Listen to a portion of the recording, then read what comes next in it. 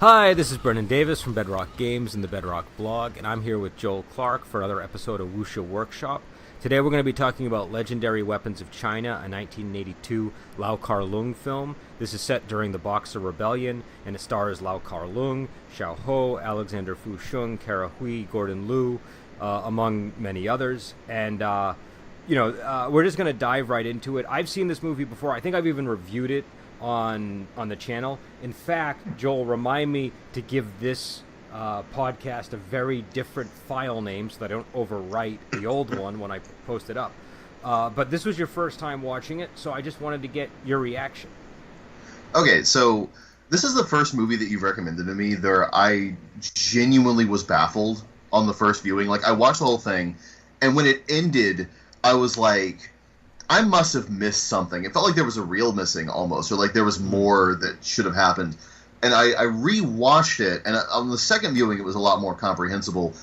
But it's got a very unusual, not bad, just very unusual and surprising story structure.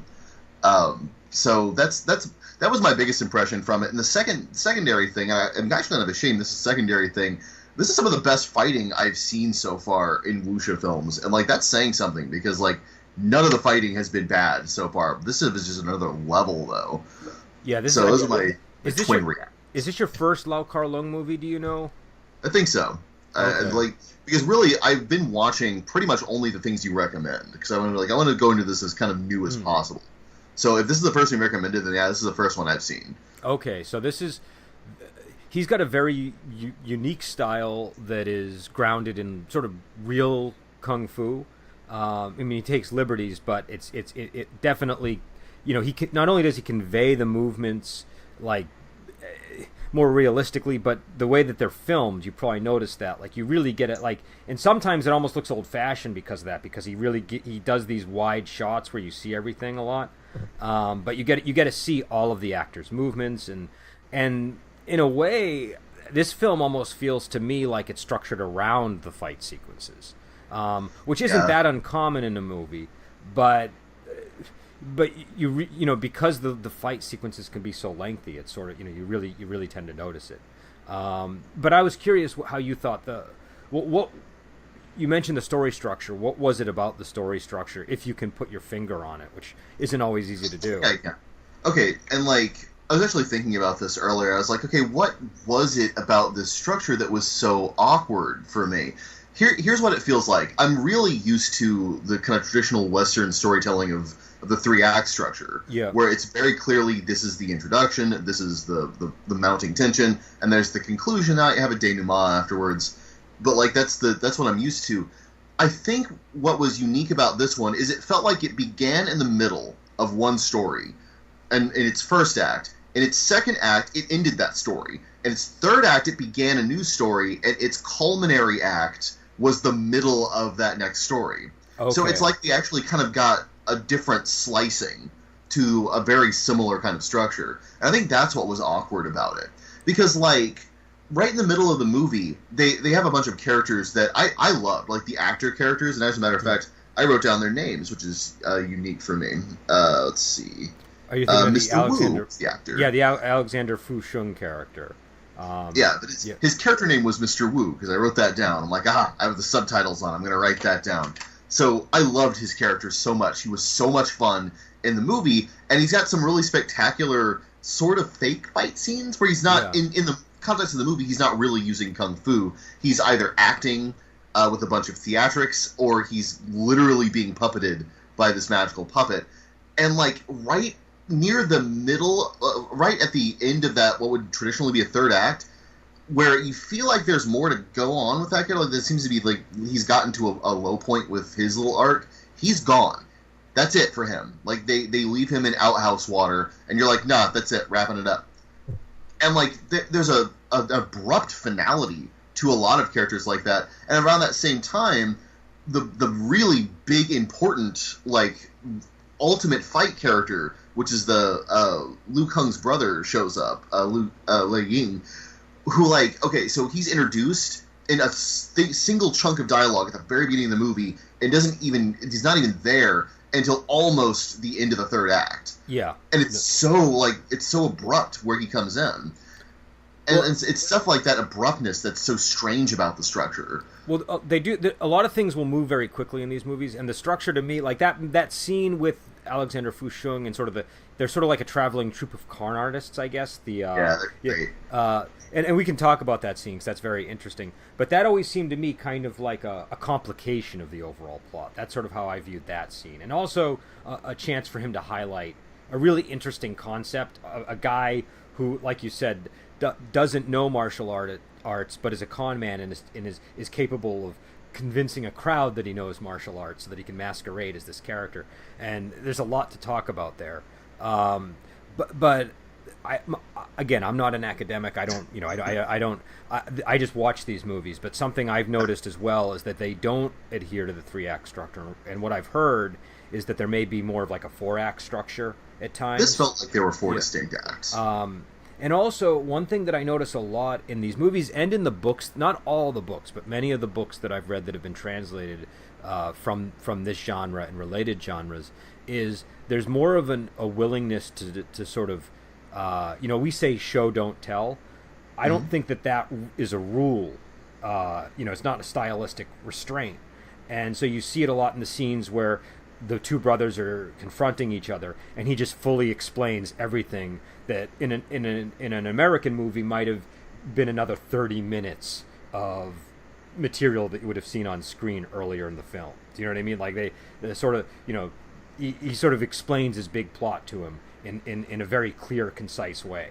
I wasn't prepared for that level of and it is clear. It is clear. Like you're right. There's no ambiguity to the explanation, but I'm primed as an American viewer to want to see or to expect that kind of like foreshadowing and character introduction to happen earlier. Like, and you could have still made it extremely abrupt to a Western audience if you had shown the character when he was first mentioned instead of just mentioning him. Because they were like, oh, that guy's been here since the introduction to the movie, and that still would have been reasonably abrupt.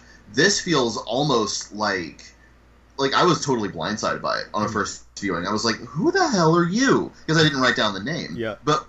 But because his name has distinctiveness to me, because I wrote it down in that first scene, in that second viewing, when he came back in that, I immediately noticed they have the same surname, because in China the surname's first, and it's Lei.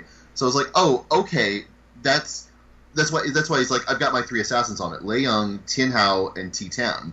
And I was like, okay, so they show Tian Hao immediately, like they show him in that scene, but Ti Tan doesn't show up until like the next scene, and they don't name him in that scene. He's just a bald, cool, tatted martial art guy. You know, you don't get that he's Ti Tan until like way deeper into the movie. Like you don't get him name dropped, so his identity is a lot more cloudy if you don't pick up on the subtleties. Yeah, I think they mention his name. Like they'll mention names really quickly during the film, and you won't notice it until you see the movie again. That this is the guy they were talking about in that scene. That's Tian Tan. I thought the Gordon Liu character was one of the best in the movie. He's sort of the classic, sort of almost like a masked killer type character, where he's just kind of looming in the background. You know he's important, but you don't know what he's fully capable of until he really unleashes all of his abilities in that confrontation.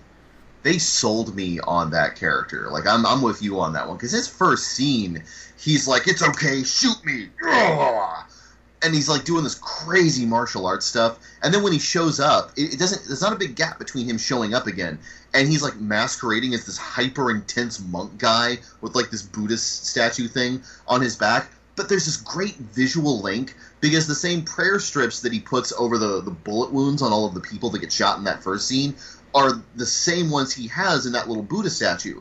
And like, so as soon as that goes on screen, it's right in the middle of the screen, you're like, there is some shit gonna start with that little Buddha statue. Something gonna happen. And they pull it off when he does fight. So cool. Oh my god. There's a lot of like little cool devices planted that reveal themselves over the course of the combat. And that gets to the theme. Obviously the theme of the movie is sort of this idea of the society, the boxer society. They think that they're immune to bullets, and that's what's fueling a lot of this. And the main character, Lau Kar-Leung's character, is Uncle Yu, but his real name is Lei Gong.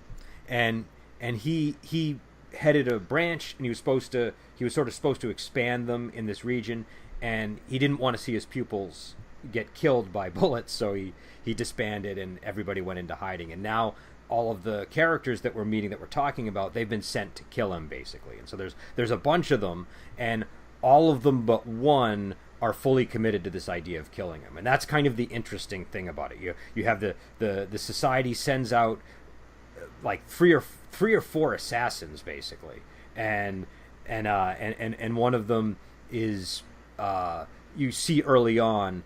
I guess we can spoil it because we can't do this without spoiling it. But I think haven't we already spoiled it? Like kind of. But the Karahui character is or very early on, you see that she's not that she's very troubled that the immunity to bullets thing isn't working. And so Fan Xiaoqing is her name in the thing, and first thing she's introduced, like in this pure like facial acting, she doesn't say anything. They show the pugilist getting shot and then falling over and dying, and her face is just this mask of worry, like, oh my god, what are we doing? This is terrible. And so when you see her later on, quote unquote, disguised as a man, that's got to be one of those like stage whisper kind of disguises where it's not supposed to fool the audience, because like, holy hell, I would never mistake her for a man. But whatever. That's pretty common in the show. You'll see a lot of, a lot of that comes from too that they that before like the new wave of wuxia films in the mid '60s, a lot of the wuxia movies featured female leads because the audience was primarily female. And as a result, they would have female actresses playing the hero, and they would be playing men, but you could tell that they were women. Do you know what I mean? And so that felt like a theater holdover. Yeah. And like, it's not like the Western cinema is immune to theater holdovers. We have stage whispers in movies nowadays. And it's just like every time I see one, it reminds me of I've got a friend Nick who's an actor, and when they do a stage whisper, it's like it's a theater stage whisper, so it's really exaggerated. Yeah. And stage whispers in movies always feel hyper exaggerated to me. I'm like, wow, that's really pretty obvious there. It's become a trope in the genre at this point. Yeah, it doesn't. Like even in Crouching Tiger, Hidden Dragon, they had that scene. That was clearly playing to that trope where she's in the inn and she's dressed as a man. Yeah. We should probably talk about that movie at some point too. I haven't watched that one since it came out. Like everyone made a huge deal about it, and like I watched it and I'm like, yeah, this all makes sense. What's the big deal? I have to say, I really liked that movie when it came out. It had a very big impact on me. I love that it's a tragedy. Well, that was really cool. Well, we can get into it in another episode, because that's a really complicated topic, I think, and it would derail the discussion. But let's put a pin in that. But I did want to revisit the Alexander Fusheng sequence, because number one, I was curious what your response to this. I think this is the first time you've seen him, or at least the first time you've noticed him. What's your general reaction to that guy? Because everybody has a reaction to him, and it's always a little different. All right, which guy was that in the movie? He was the con man. He was the con man who was combing his beard when he first arrived. Yeah, he felt a little familiar. Like I might have seen him in something before, but I fell in love with him as soon as he strutted onto the stage, combing his beard luxuriously. I'm retired. I'm not even a big deal. I will admit that I had like a Kung Pao under the fist moment when I heard his voice, because I was like, that's the voice they decided to dub this guy with. But his character is comedic, so it's actually pretty appropriate. I loved him so much. Everything he did in this movie left my jaw on the floor. Like, because not only is he straight up hilarious, like he's a funny, like charismatic, swaggering kind of character, and he really pulls it off with a very genuine kind of air. Like, he does some physical things that are just mind blowing, and you're like, this is like a chubby dude. He doesn't seem like one of these ripped super martial artists, and he's just like doing these amazing physical things. So I was just like, I love this guy. Yeah, he strikes a real, like, he's one of these guys, a lot of people like him, and a lot of people get a little bit irritated by him when they first encounter him. I was one of those people that actually got a little bit irritated by him, but he grew on me over time. And once I saw more and more of his material, like, I understood he walks this very fine line. He sort of juggles this on the one hand the comedy, on the other hand the martial arts, but it's in a way that's totally different from someone like, say, Jackie Chan. You know what I mean? Jackie Chan really leans heavy into the comedy, and Alexander Fusheng, he can get into the comedy, but he can also really go in the serious direction as well.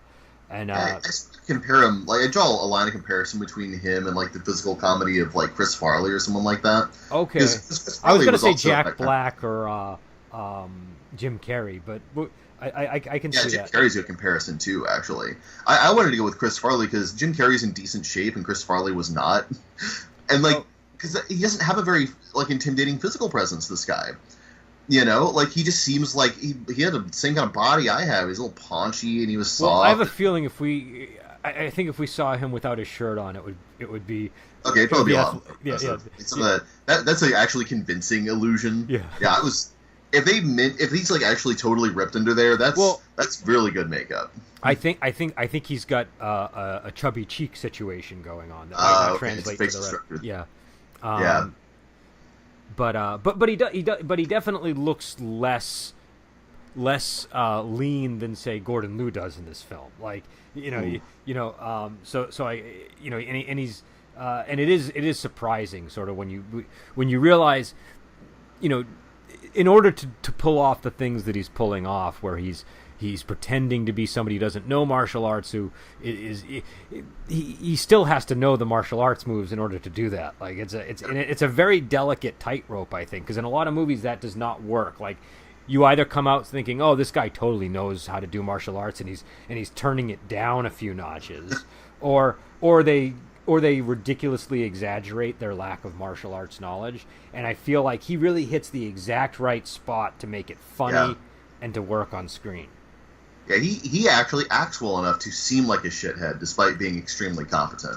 So, yeah, I loved him. I loved his portrayal. I loved the character. I was totally taken. I don't see how you could be annoyed by this guy. I loved him. I think it was the movie. One of the movies that I first saw him in was a film when it was a little bit more serious, but there was enough mugging of the camera going on that I was kind of like, hey, what's up? And I think it was one of those films where you kind of already needed to know what he was already about. Do you know what I mean? To appreciate it, and so it just kind of a character actor sort of role. Yeah, it just didn't work for me in that movie. But then as I saw him in more films, I really started to like him, and it just took more time. And also I gained a much bigger appreciation of his martial arts acting, which wasn't as apparent in that movie. But when I saw just how good he was with that, that definitely helped change my opinion. He actually died not too long after this film was made. He died in a car accident. But we'll have to do more Alexander Fusheng movies at some point. Yeah, we should recommend another one because, like, in this film, actually, I wonder how much they kind of leaned into knowledge of how he was and what he was good at, because they give him an excuse to be like the core fighter in one of the more interesting martial arts scenes when they're fighting at the outhouse. But they do it in such a way that it's not the actual character's knowledge. It's another master who's manipulating him with this basically magical voodoo doll, and he's moving in time with the voodoo doll's movements. And the martial arts he's doing in real life, even as an actor, is breathtaking.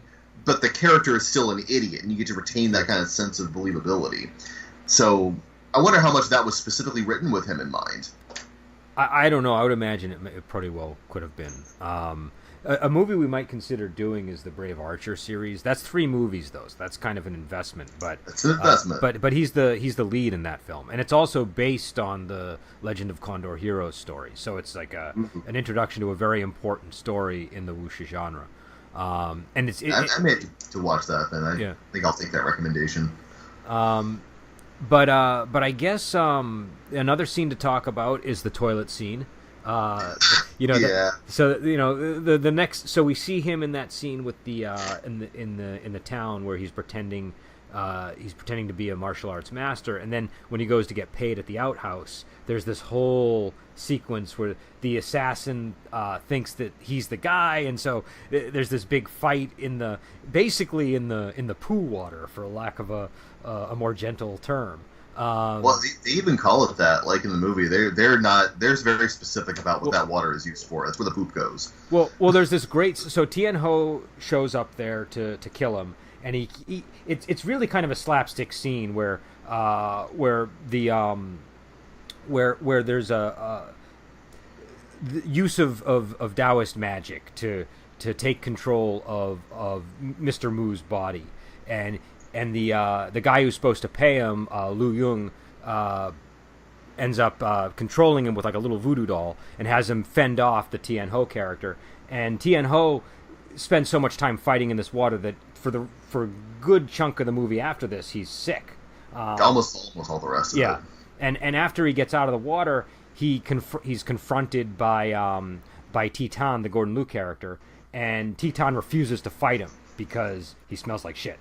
And he says, go take a bath. I'm not going to fight you now. That was fair. And number one, I like that scene, but I also like how much it tells us about the Gordon Liu character. His character's personality is definitely somebody who wouldn't lower himself to fight with somebody who's just been covered in feces. It was a wonderful line and well delivered too. It kind of played into the overall comedy of that scene in a very satisfactory way. I laughed both times I watched it. You're covered in poop. Go take a bath. Yeah, yeah, that's great. It's from this like badass assassin guy. But I guess moving on to sort of the name of the movie is the Legendary Weapons of China. So we get the weapons of Wushu here. Did you like that conceit? Did you like the way that it was employed? I mean, I know that they weren't translating the names properly. Like you'd get the character in Chinese on the screen, but then it wouldn't actually translate what the weapon name was. So a little bit of that might have been lost. Yeah, and like I understood what I was supposed to be, like the information I was supposed to be getting in that scene, and they I think they did that same thing with certain martial arts techniques too. Like earlier in the film, I think like there was a certain technique they used, and they were like, "This is the name of that technique," and the translator was just like baffled by it, I guess.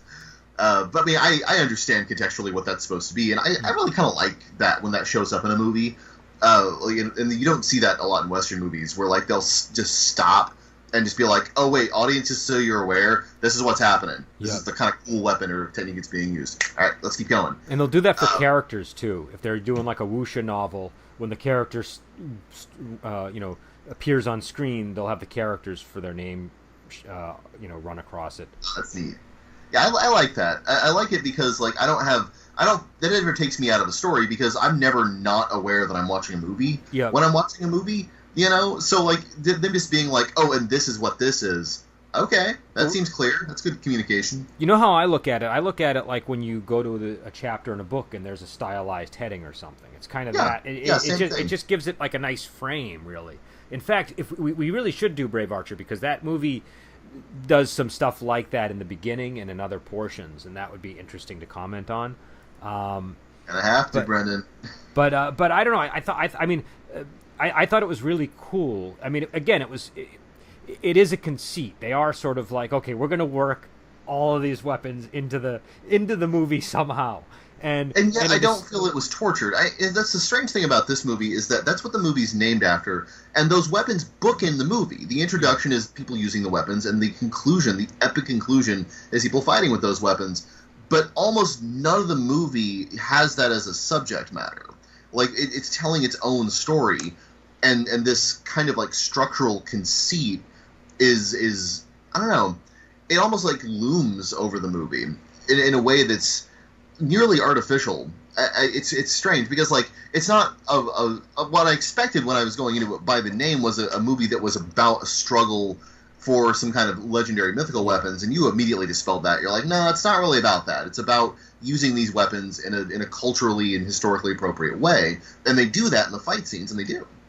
And what I noticed in the second viewing is that those weapons, though, which I thought were just kind of a bookend for the movie, they show up.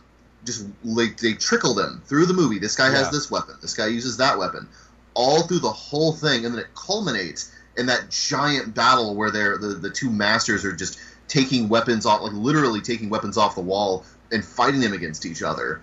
And like looking at it that second time, I was really impressed with how much they made the movie about those things in that sort of subtle undercurrent way, where it's not your conscious mind that's enjoying these things coming, these elements coming into the movie. So I'm second viewing, very, very impressed, and I didn't realize how well it had been structured until I got to watch it again. So I'm glad I watched it a second time. Yeah, because when Uncle Yu is sort of trying to build up his kung fu again, there's that scene where he has all of the weapons around him, and Feng Xiaoqing is sort of, she's pretending to be his instructor basically, so that Tian Ho doesn't suspect. And even before that, what outs him as Lei Kung is the discovery of those weapons by Feng Xiaoqing. Yeah. So like they're there, and your monkey brain way deep in your mind is like, legendary weapons. Yeah. But I was not consciously aware of it, and that's how subtle and well constructed the film is. So I really liked that as a conceit and as a structural mechanism. I thought that was great. Also, the fights were really cool. So. And I really liked, there were a lot of things I liked, but the end finale scene is a great martial arts sequence. It's basically, I mean, and it's basically, one of the great things about Lau Kar-Leung movies is he's not afraid to get in front of the camera himself, and because he's real martial artist, real fight choreographer, he can do amazing things, and he kind of, it almost feels like he really helps establish the standard that everybody has to rise to in the movie, and a lot of these are people that he's training too, so it really comes out in the film. I think we'll probably want to watch some more Lau Kar-Leung films so that you can get a sense of that. But the other part of the film I like is the fact that the Tian Ho character is sick for most of the movie, like deathly ill, because he was in the outhouse water, and they really play that up, and it's really effective. Like because it's just funny seeing this guy who's this, like, he's basically a living weapon. He's kind of a mindless killer who's been conditioned to just see the mission as the thing, and to believe that he's immune to all of these weapons, and he's like shaking as he's trying to deliver the fatal blow. I thought that really worked, and then the whole thing where Uncle Yu nurses him back to health and sort of turns him by showing him, number one, that Uncle Yu is a compassionate person, but also that this whole thing that they're fighting for is a sham. That there's right.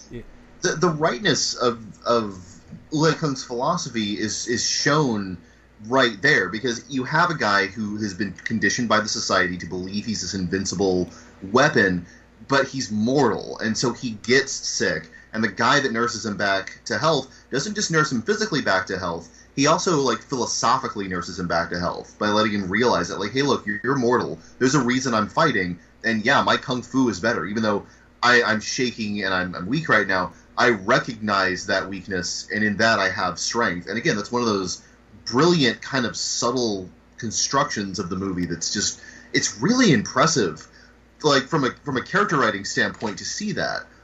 And I think it was easy for me the first time I watched it to get sidelined by how unusual the pacing was, and to miss those wonderful subtle flavors. Second viewing, holy hell, this movie opened up, and I was just so impressed and wowed by its structure, its characterization, everything. It's really something else. Sometimes with Lau Kar-Leung, what I've noticed is he kind of shines a lot of times with, like, the slice of life style movies. We might watch a film called My Young Auntie, and you'll really see that if we watch that. But My Young Auntie, yeah, it's a really good movie. But it's not a typical martial arts film by any stretch. It would be very hard to pin it to a particular genre. But I think with his films, a lot of movies make you impatient because you're used to things sort of moving rapidly from one scene to the next, location to location, and he doesn't mind sort of sitting at one spot for a while, and letting the characters do their thing, and I think that's something, once you get used to, then you can kind of sort of appreciate it. But initially, it might be a little bit difficult if you're like, I really want them to get to the next place. I really want them to get to the next. Yeah, beat. I think to some degree you're right. We are conditioned to feel like story movement has a sort of corollary with, like, scenery location. Yeah. And you're right. Whenever they get to Liu Kang's just home, where he's just cutting wood and stuff like that, they basically plant the camera on that property and don't move. Yeah. Like, that's where the rest of the movie takes place.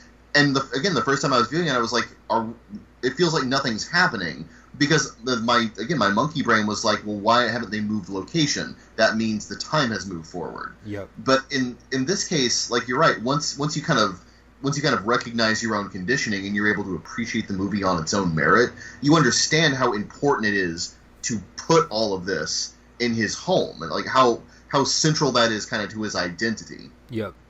And I think, and I do want to get into the gaming discussion, but one last thing worth mentioning. This movie, I could talk about this movie for a while. I was seriously impressed by this, Brendan. So, like...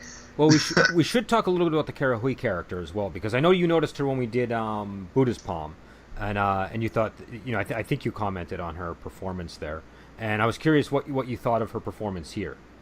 Was she Fan Chao Ching? Yes. Was that who was? Okay. I really liked her, as I did in Buddha's Palm. Like, her acting was very genuine. Her facial acting was extremely expressive. Her martial arts was really good.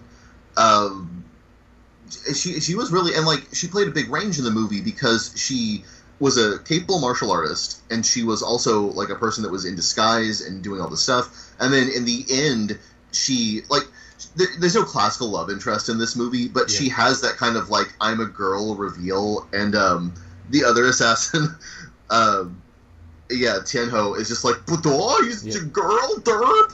So there's a sort of like a comedy reaction moment to it, and like, it comes off really genuine because she's really bouncy and happy, and she's got like the long like ponytail, like whatever you call those hair things, very very classic like Chinese feminine beauty things, and like, so she has a good range, and she's a fun actress, and she's really expressive. So like, what's not to like, I think like the Tian Ho character and her character, they might be a couple at the end of this, but it's not really clear. It's not the focus of the movie. Yeah, it's definitely not. One of the things that's kind of cool about Lau Kar-Leung, especially if you contrast him with, say, Cheng Che, is he likes to have more female characters in his movies, it seems, and he likes to have more of a balance, even just beyond the female and male, of the yin and the yang. And his movies, just to me, they always have an overall kind of a balanced feel. And so it's... there was a strong balance to this movie, I concur. Yeah. And so it's... I think that's really important when you have a physical, visual performance to have that balance. Because, again, I love Cheng Che movies, and they're great. But one of the... They're sometimes overwhelmingly masculine. Like, there's just all the movements, everything is all male. Which can be, its own thing, but having more of a balance, there's just more stuff to contrast. You know what I mean? There's more physical options to it. Yeah. It's kind of like dance. You kind of want like if you see dance, it's nice to have a balance of male and female dancers, and I think Lau Kar-Leung will take that approach. And in this, you see it mainly through the Kara Hui character. It's just that her character is, there aren't multiple female characters of importance, but her character is very important. Probably more important than, very well developed. Yeah. She has a lot of really cool fight scenes. There's two scenes, like there's the one, her first fight scene where she's fighting the other assassin in the attic. Yeah. And they're acting like a cat and a dog that are fighting up there because people are hearing their commotion. And like one of the inn people who's in charge of that is like, oh, it's probably the stupid cat that lives up there. And so the guy is like, meow, and she's like, squeak, squeak, and they keep fighting, and it's wonderful. And then they do something similar when they're in the narrow alleyway, when they take their fight vertically because they kind of like scale up the walls, and their conversation continues in that vertical dimension, and then the other assassin, Tian, is walking underneath of them, and like he notices that like there's a lot of laundry that's drying and dripping on him, and like the spot where they tore the laundry down, so he notices it's not dripping, and so she starts spitting on his hat. And like, what a wonderful scene. And she's in the whole movie. She's extraordinarily well developed. She gets a lot of really good scenes like that are very memorable. Loved it. There's Absolutely loved it. A lot of very good physical comedy in this movie. Yes. Surprisingly funny and effective physical comedy, which... Well, that translates across cultures. The physical stuff, somebody getting whacked in the head with a board is always funny if it's done right. Unless your culture has like an extreme taboo on that for some reason. Head whacking, very shameful. Yeah. To the pillory with you. Yeah. All right, so moving into the gaming discussion here, one thing that leapt out at me is that this.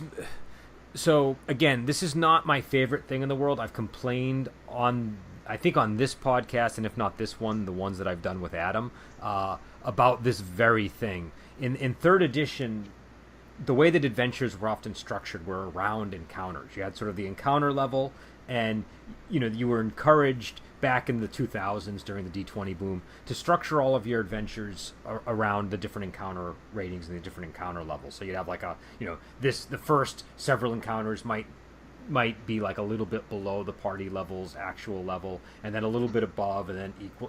There are different ways of sort of making it work. And you still actually see that in 5th edition with the whole adventuring day paradigm, which, I mean, if you ignore that, D&D 5th still runs fine, but yeah. It's a design structure that is an underpinning assumption of a lot of modern D&D stuff since 3rd Ed. Yeah, and I have to say, I really did not like it. It was one of the things I didn't like about 3rd edition. But that said, this movie, I thought, would lend itself very well to that sort of format. Like, you have, like, the Gordon Liu character, who's obviously one of the more powerful figures in the film. He would be, if not the big bad, like the high encounter level event, but then you have the other guys like the Alexander Fusheng characters, fairly minor, so he might be a much lower sort of encounter level. So I thought just in terms of doing sort of a D20 Wuxia type campaign, it might be really effective for that format, because the whole movie does feel a lot like it's structured around these different fights. And granted, that might not play out as well over the course of a role playing game where the characters are able to sort of move around that stuff, which was for me what I always found to be the difficulty of that structure, because it's hard to do without railroading.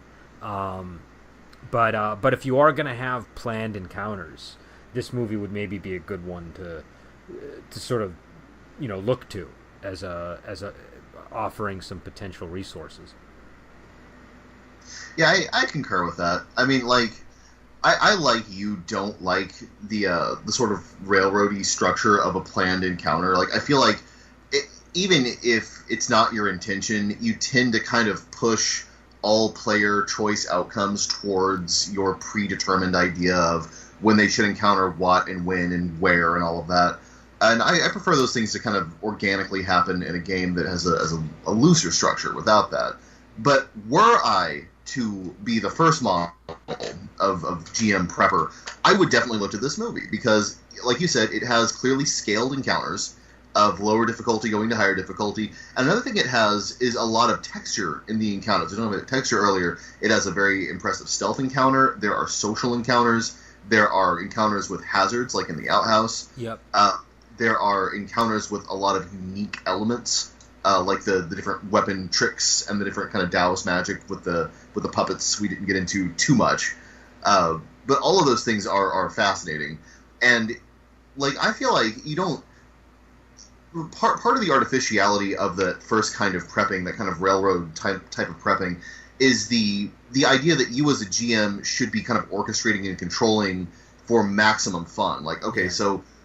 in the context of it being a movie, the stealth encounter happening in the top roof of that inn was pitch perfect. I mean, it was two characters that were really good at stealth. They were really good fighters. It had a really good pacing. That encounter happening in another place wouldn't have been as satisfying, because it's just, the whole conceit of that scene is that it will be as fun as possible for an audience.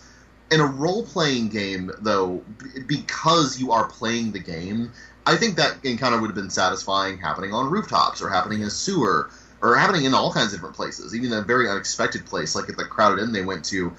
Like, what if it had been happening in broad daylight, and they were fighting between the patrons in a way that was trying to, push suspicion away from themselves as combatants, but they still had the same stakes. Like, I couldn't have anticipated that as a GM, but it could have manifested that way. Yeah. And I think that you can probably take the idea of a stealth encounter and those things and just kind of code that into a rival assassin. Like, okay, this guy is a stealthy assassin who has the opposite goal of one of the characters, and you don't even have to put that on the railroad for that to manifest at some point in the game.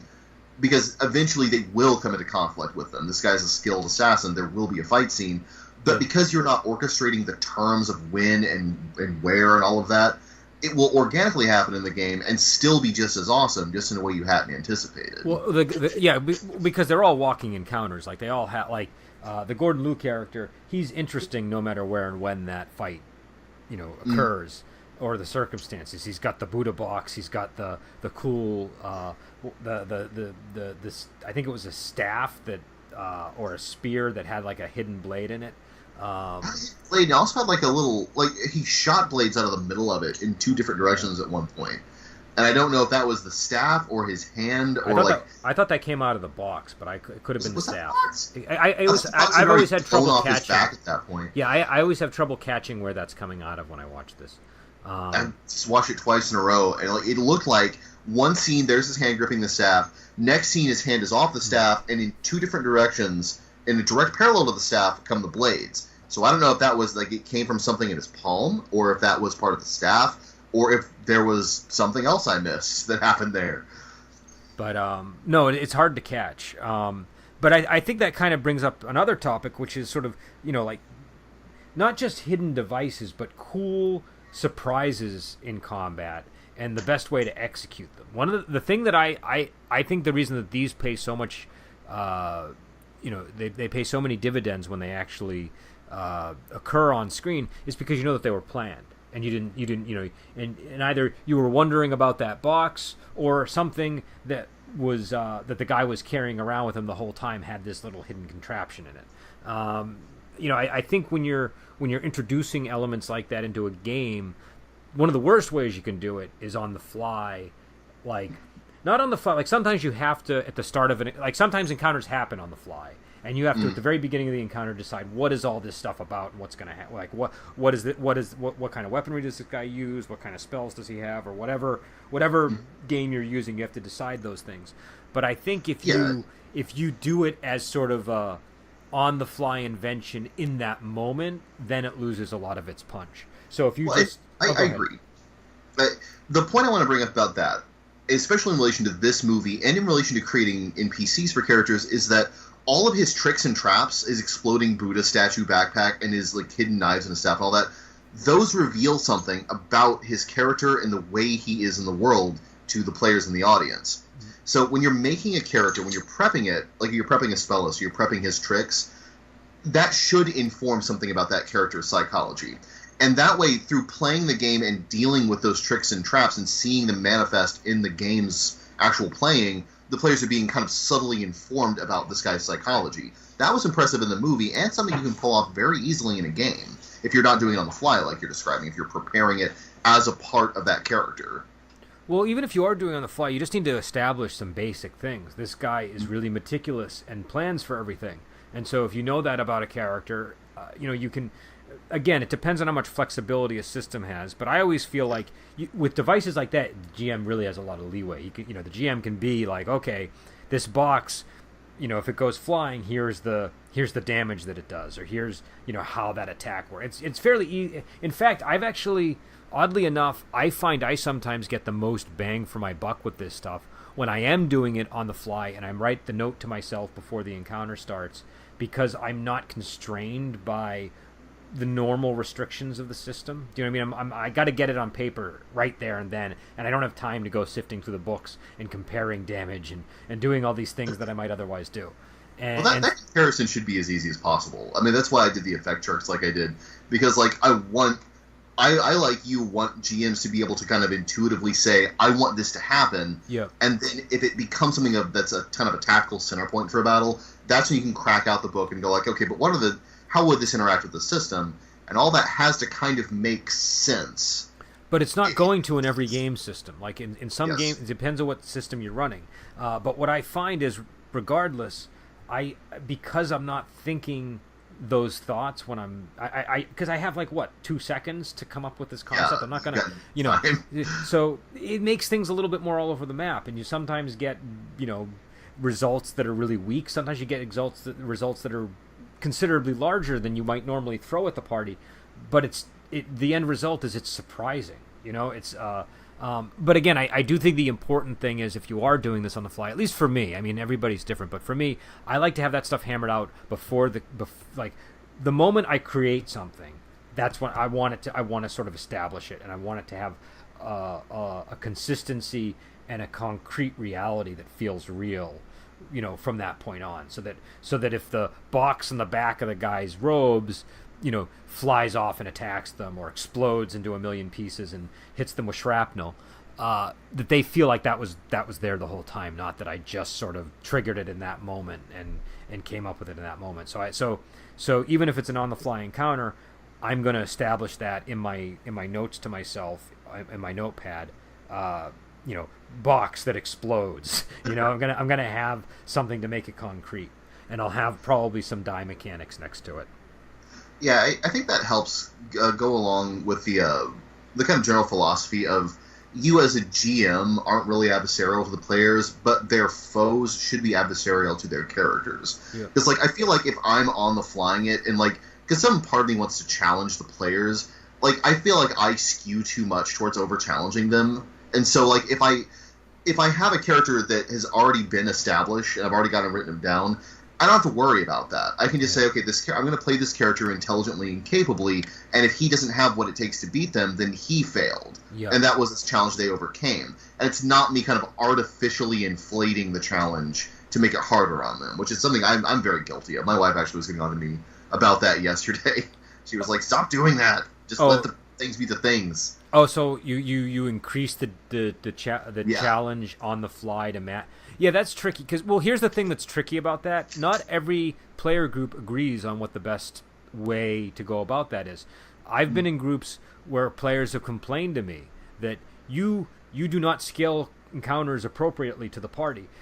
Sometimes the monsters are too weak, sometimes they're too strong, and part of that, I don't like doing that. I hate when games make me do that, and so my natural impulse is to sort of rebel against it. And Fate is really bad about doing that. In other narrative systems are it will be as challenging as it needs to be.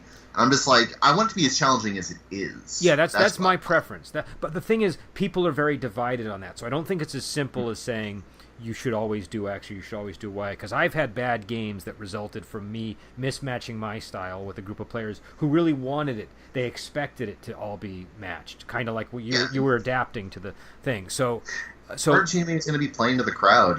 Sometimes people expect something that's out of your comfort zone, and you've just got to kind of roll with that. Well, you know what it is? I think GMing is a lot like being a stand-up comic. And, if you're a stand-up comic, sometimes you end up in, some city where people just don't get the kind of humor that you normally do. And you have to adapt. It's still your humor, but you have to adapt it to that group. But what I like to do now is I usually will tell people in advance, this is how I do things, and I'll make it very clear to them, this is so so that they know, okay, this is the potential lethality of an encounter. The encounters aren't necessarily sculpted to your party level. Do you know what I mean? Because a lot of players do expect that, and so you can be both overt with that, and that you can just tell them that as players, hey, I don't modulate the encounter, so you can encounter something that's more dangerous than you'd expect. And I expect you as a player to take kind of my cues and respond to that appropriately, or else you might get eaten by a dragon. And you can do that subtly. A way I like doing that subtly in most of my Dungeons & Dragons campaigns is I'll put a really powerful dragon in the starting dungeon, in one of the layers of that dungeon. And if the players happen across it, there's this giant pile of gold with this clearly indestructible monster on it. And that sort of, again, it's sort of appealing to that monkey brain of theirs, where they sort of intuit how much danger that is. I've had a lot of players kind of just break character right there, and they're just wait, whoa, that thing is like a CR-17. What is it doing in this starting dungeon? And that's when I can just be really frank with them, well, my style is such that you could reasonably encounter that, and I'm not saying you shouldn't steal that gold. I'm not saying you shouldn't go and get into a riddle contest with that dragon or something. Bilbo did, and he got out of it more or less okay. But please understand that there is an actual risk of your character's mortality here. You could die. And really that alone has allowed a lot of people who would be very resistant to my style to give it a genuine try, and actually, by trying it, see that it offers a flavor that they enjoy. Maybe it's not their preferred style even, but they're okay, that's a viable style. I like that as much as I like being in a campaign with any skilled dungeon master. Now, another thing that leapt out at me is the whole family rules concept. At the end of the movie, when he has the big duel, he has to shave his mustache, and he explains that our family has a rule that you have to shave before a lethal duel, or something to that effect. And, yeah, it's a really weird little rule. Well, you encounter that a lot in these movies and in these books. And there's another Lau Kar-Leung movie, My Young Auntie, which I just mentioned, where they talk about, they actually have a book of the family rules, and I think 14 Amazons does something similar. And it often comes up, especially if you're watching a drama series, the family rule is often introduced as a way around a plot complication. Do you know what I mean? I just remembered there's a rule that our family has that don't, and it'll either help eliminate a complication that just arose or introduce a new one sometimes.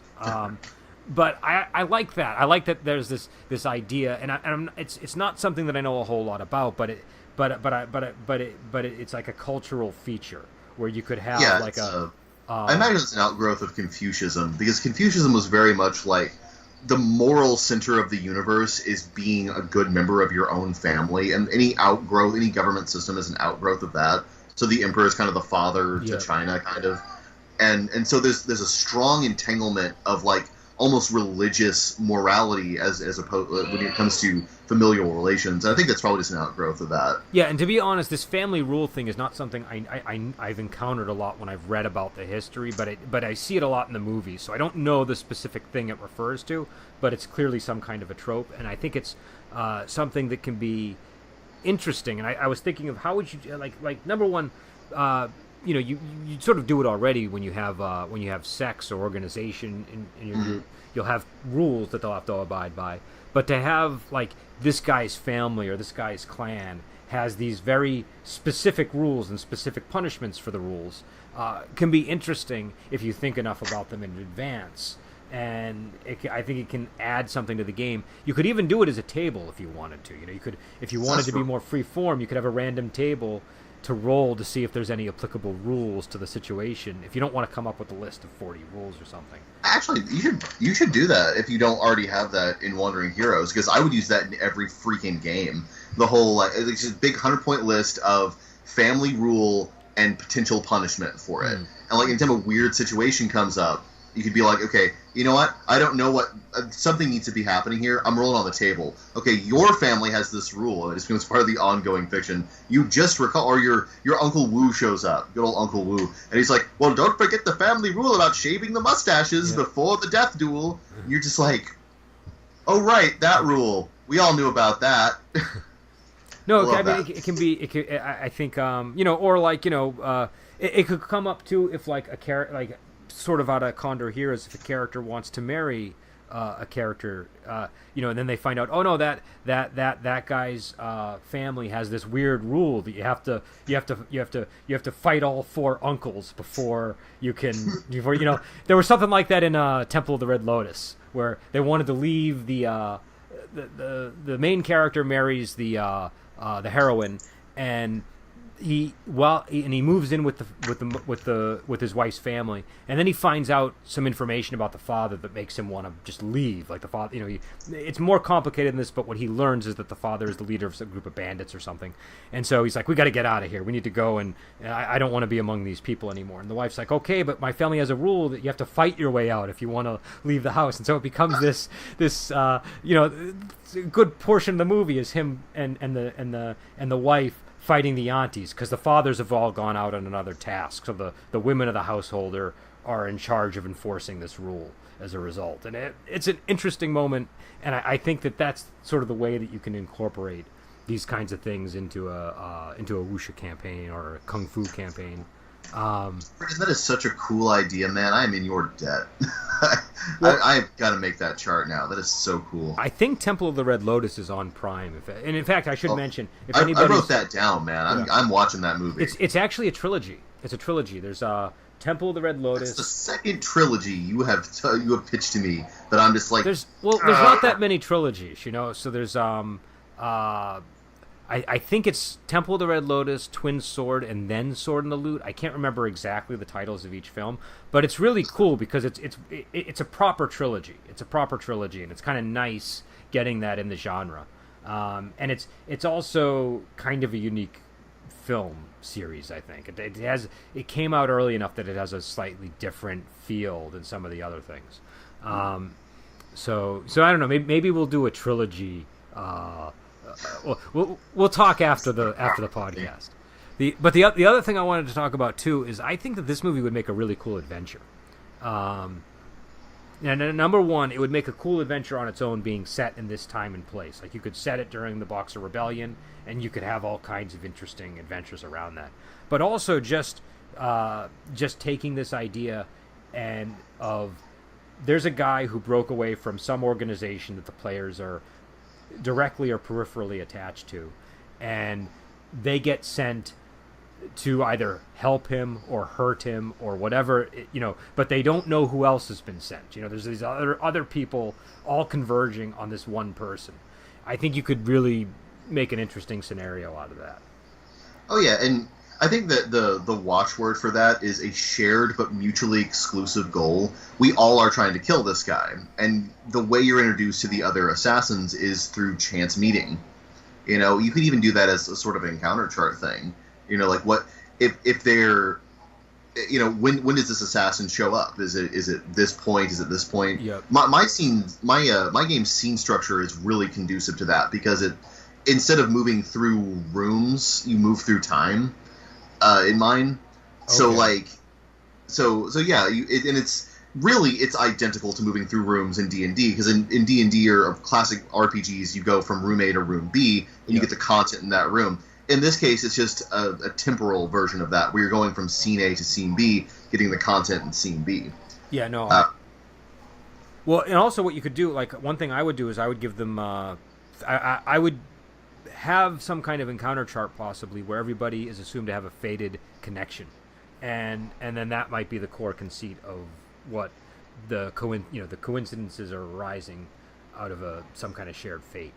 But and oftentimes if I have a very contained scenario like this, I will have a sort of a chart to roll on for all of the people that are involved to see if there's ever any people crossing paths and stuff like that.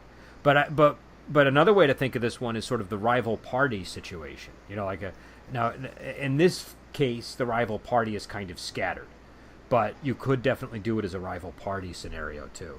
I always have trouble pulling those off in games because I feel like I'm just playing my own version of D&D against the players. Like they have their party, I have my party. Well, I have a way to manage it. You get a map of either a map of the scenario or a map of the local area, and you get some pawn pieces to represent the different. This is where the players are, and here's where my rival party is. So that at all times. So you're not doing the thing where it's like, oh, the rival party just happens to show up.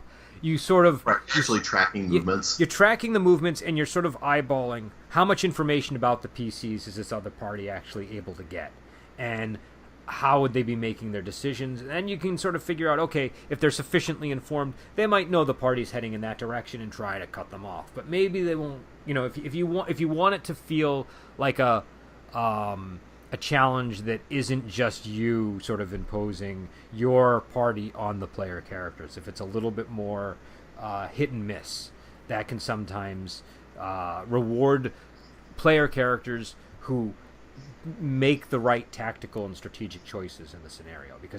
And that brings it back to the game being the adversarial party, not the GM being the adversarial party. Yeah. Because it's not me determining when their rivals show up at a critical moment. It is like they are real things in the context of the universe, and they're acting like they are that. And so players can, through their own cleverness and their own use of the rules, they can cut them off at the pass, so to speak, or do ambushes, and they might get genuinely surprised and bushwhacked by the bad guys, but that's part of the risk of that challenge, which I think is fine, and is a really good texture. No, I agree, and I also think that when you do that, like again, if the players decide to go right to the city that they're obviously going to, and then that the enemy forces are going to be going there because they're well informed. that's a legitimate sort of outcome. But it also leaves open the possibility, if the players are cautious enough, that they say, hey, wait, we might have been leaving too much a trail of where we're going. Maybe people know where we're heading, and so we're going to go this way instead, or we're going to, then they end up not having that encounter. And yeah, I've had similar things to that happen where the players will, at the very last moment, kind of change their plans and decide to go stealthy. And one of the coolest, funnest things ever happened to some of my players was that they got to sneak up on the party who was waiting in ambush for them. And that party was like talking to themselves like, they're going to come this way. They have no match for us, blah, blah, blah. And the players are just like, this is awesome! Yeah, no, that's a great example. That's exactly the sort of thing I like to see in a game. And I think that players appreciate it, especially when it's done fairly and you haven't given it to them. When you've sort of... that was a product of a choice they made. Yeah, I mean? Absolutely. And I think that's where the players sort of, number one, it taps into that part of us that sort of likes the fun of the competition in the game, of the sort of not necessarily game in like a mechanical sense, but just in the sense of there's this scenario and they're competing with this other party.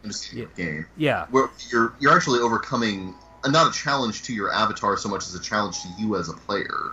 And you're being rewarded for your cleverness as a player, and that's something that's satisfying about games. Yeah, in a broad sense. And it's earned. It's a properly earned one. It's not like that was going to happen no matter what. This isn't the I sneak up on the rival scene. You created that scene by being clever. It wouldn't have existed without you. Yeah, everybody's different, but my main gripe with games is when I could, if the game is such that I could just hand you my notes at the start and you would be able to read through them and see what was going to happen that night without much variation, then I think that's not what I want to be doing. The charts seem more clinical, I think, but in a way they're actually a lot more organic as they show up at the table. You just see a wandering monster chart and you're like, oh, that's so scientific looking. But the way that manifests in a game is that I, as a GM, don't know if you're going to encounter the monsters on that chart. Yeah. They're just wandering around this area, and how you deal with them is something that happens based on the universe's laws, not mine. No, and that gets into something that the GM being surprised. But either way, I think this movie there's all kinds of things you could draw on for this movie. There's a lot. Trying to find somebody who's in hiding. Just sickness rules, like straight up sickness rules. Like the guy is out of commission because he's sick. That wonderful. Sickness rules in RPGs are great if they can carry them off well. And go ahead. I was just making a noise in my throat. But it's an interesting backdrop for a small campaign. I just think that there's a lot that you could get from a movie like this in terms of gaming. But we actually are getting up to the end of this, so do you have any additional thoughts in terms of gaming the film, or just any thoughts in general on the movie? Let me see. This movie gets a hearty recommendation from me, with the understanding that you will probably have to watch it more than once to really suck the marrow out of it. But it's very worth the additional watchings. It's entertaining just because of the fight choreography, if nothing else. But there's a lot to appreciate in it. As far as gaming stuff, I don't know, man. I think we covered it pretty well. And it shows that even a tightly plotted movie can be used to make something a little more hex-crawly and organic if you just think about it in the terms of translating it into events that happen in the game instead of a script you're creating for the game. Yes. Yeah, I would agree with that. And I would also say, if you do watch this movie, it is available on Prime, so you can watch it there. It's the dub version, so I think with the subs it's a little bit better. But one of the advantages of the dubs is that you can really pay attention to the action, and in this movie, that's something that you want to be doing. So I would also say, if you watch this movie, the first time you watch it, pay close attention to the action sequences, because that's like that's where a lot of the stuff is really happening, and it can be easy to miss if there are a lot of movements in this film that go by in the flick of an eye, and you can you can miss it. So pay close attention, and just maybe be a little bit patient with the movement from set piece to set piece, because Lau Kar-Leung does sort of establish a location and then kind of linger there for a little bit. You will be challenged as a Western viewer, so be prepared for that sort of sort of unexpected challenge. It's a real ninja of a movie in that regard. What I would compare him to is the golden age of Hollywood. A lot of his films really have that kind of a vibe, and he has a there's a golden age vibe to it. Yeah, and so you have these set pieces, and the way he uses them even feels like that. So just kind of know that going in, and yeah, so we'll let you go, and we'll be back hopefully. Next time we'll maybe be talking about Brave Archer or Temple of the Red Lotus. Who knows? We'll see what we can cover, and yeah. So we'll talk to you later.